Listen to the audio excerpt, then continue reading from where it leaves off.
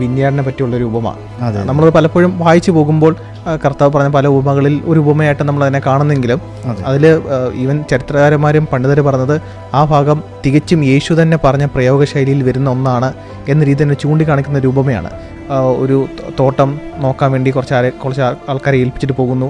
തിരിച്ചു വരുമ്പം തിരിച്ച് കൈമാറുന്നില്ല. അപ്പം എന്ത് ചെയ്യുന്നു, ആ തോട്ടത്തിൻ്റെ ഉടമ തൻ്റെ ദാസന്മാരെ അയക്കുന്നു. ഈ ദാസന്മാരെ അവരെ തിരിച്ചയക്കുന്നു, കൊല്ലുകയും ഉപദ്രവിക്കുകയൊക്കെ ചെയ്യുന്നു. ലാസ്റ്റ് യജമാന തൻ്റെ സ്വന്തം പുത്രനെ അയക്കുന്നു. ഈ പുത്രനെ ഇവർ പറഞ്ഞു, നോക്കി ഇവരാണ് അവകാശി, ഇവരെ നമുക്ക് ഇല്ലായ്മ ചെയ്യാം എന്ന് പറഞ്ഞ് കാണിക്കുന്നു. അപ്പോൾ അവിടെ യേശു ഉപമ പറയുമ്പം തന്നെ തോട്ടത്തിൻ്റെ ഉടമസ്ഥൻ്റെ പുത്രനായിട്ടാണ് കാണിക്കുന്നത്.